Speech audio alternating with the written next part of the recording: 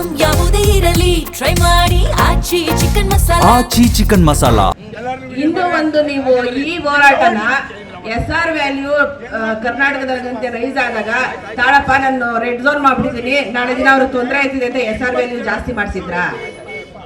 ಏನಾದ್ರೂ ಒಳ್ಳೇದು ಮನ್ಸಿದ್ದಿದ್ರೆ ನಿಮ್ಗೆ SR ವ್ಯಾಲ್ಯೂ ಜಾಸ್ತಿ ಆಗಿದ್ರೆ ನಾವೇ ಸ್ವಾಮಿ ಇಷ್ಟು ರೇಟ್ ತಗೋತಿದ್ವಿ, ಇನ್ನು ಚೆನ್ನಾಗಿ ತಗೋತಿದ್ವಲ್ಲ. ಅವಾಗ ನಿಮ್ ಕಣ್ಣೀರು ಕಾಣಿಸ್ಲಿಲ್ವ? ನಮ್ ಕಣ್ಣೀರು ಅವಾಗ ನೀವೆಲ್ಲ ಒಳ್ಳೆ ಉನ್ನತ ಸ್ಥಾನದಲ್ಲಿರೋರು ರೆಡ್ ಝೋನ್ ಅಲ್ಲಿ ಮಾತ್ರ SR ವ್ಯಾಲ್ಯೂ ಯಾಕೆ ಲಾಕ್ ಮಾಡಿಸಿದ್ರಿ? ಅವತ್ತೆಲ್ಲಿ ಹೋಗಿದ್ರಿ?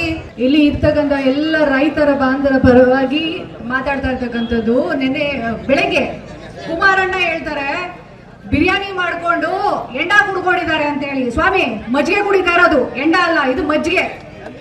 ನೋಡ್ಕೊಳ್ಳಿ, ನಂದಿನಿ ಮಜ್ಜಿಗೆ ಕುಡಿತಾ ಇದೀವಿ, ಬಿಸಿಲುಗಾಲ ಅಲ್ವಾ? ನೀವು ಕೊಟ್ಟಿರುವಂತ ಕಾಟದಿಂದ ಎಲ್ಲಿ ತಲೆ ಸುತ್ತ ಬಿದ್ದೋಗ್ಬಿಡ್ತಾರೋ ಅನ್ನೋ ಕಾರಣಕ್ಕೋಸ್ಕರ ಎಲ್ಲರಿಗೂ ಮಜ್ಜಿಗೆ ಕೊಡ್ತಾ ಇದೀವಿ ಅಷ್ಟೇನೆ. ನಿಮಗೆ ಧೈರ್ಯ ಅನ್ನೋದಿದ್ರೆ, ನಿಮಗೆ ನಿಜವಾಗ್ಲೂ ನೈತಿಕತೆ ಅನ್ನೋದಕ್ಕಂಥದ್ದು ಇದ್ರೆ, 2006ರಲ್ಲಿ ನೀವು ಮಾಡಿದ್ರಲ್ಲ ರೆಡ್ ಝೋನ್ ಅಂತಕ್ಕಂಥದ್ದು, ಅದನ್ನ ಏನಕ್ಕೆ ಮಾಡಿದ್ರಿ? ಅದಾದ್ಮೇಲೆ ಎಲ್ಲಿ ಮಾಯ ಆಗಿದ್ರಿ? ಈಗೇನಕ್ಕೆ ಇಲ್ಲಿಗೆ ಬರ್ತಾ ಇದ್ದೀರಾ ಅಂತಕ್ಕಂಥ ವಿಚಾರವನ್ನ ದಯವಿಟ್ಟು, ಇಲ್ಲಿ ಕೂತಿರ್ತಕ್ಕಂಥವ್ರು ಎಲ್ಲರೂ ರೈತರೇ ಸ್ವಾಮಿ, ಇವರು ರೈತರೇ ಆಯ್ತಾ? ಅಲ್ಲಿರ್ತಕ್ಕಂಥವ್ರು ರೈತರು ಅಂತ ಹೇಳ್ತಾ ಇದ್ದೀರಲ್ಲ ನೀವು, ಇಲ್ಲಿರ್ತಕ್ಕಂಥವ್ರು ರೈತರೇ. ಈ ರೈತರ ಪ್ರಶ್ನೆಗಳಿಗೆ ಉತ್ತರವನ್ನ ಕೊಟ್ಟುಬಿಟ್ಟು ಅದಾದ ನಂತರ ನೀವು ಅಲ್ಲಿ ಹೋಗಿ ಆ ಪ್ರಶ್ನೆಗಳಿಗೆ ಉತ್ತರ ಕೊಡೋರಂತೆ. ನಾನೂರು ದಿನದಿಂದ ಇದು ಮಾಡ್ತಾ ಇದ್ದಾರೆ ಅಂತ ಹೇಳ್ತಾರಲ್ಲ ಪ್ರತಿಭಟನೆನ, ಇವರು ಕೂಡ ಅದೇ ಜಾಗದಲ್ಲಿ ಅದೇ ಭಾಗದಲ್ಲಿ ಇರ್ತಕ್ಕಂಥ ರೈತರುಗಳು.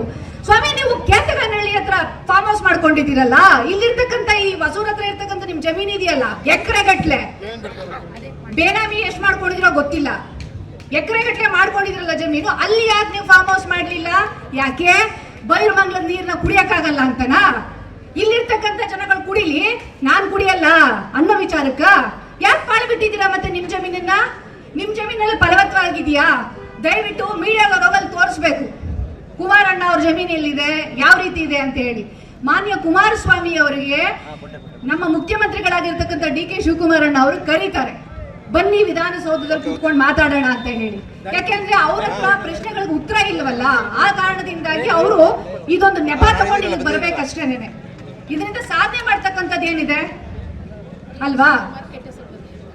ಒಟ್ಟಿನಲ್ಲಿ ರೈತರ ಒಂದು ಪ್ರಶ್ನೆಗಳು ಏನಿದಾವೆ ಆ ಪ್ರಶ್ನೆಗಳಿಗೆ ಉತ್ತರ ಮಾಡಿ ಅದಾದ ನಂತರ ನೀವು ಮುಂದಕ್ಕೆ ಹೋಗುವಂತ ಕೆಲಸವನ್ನ ಮಾಡಿ.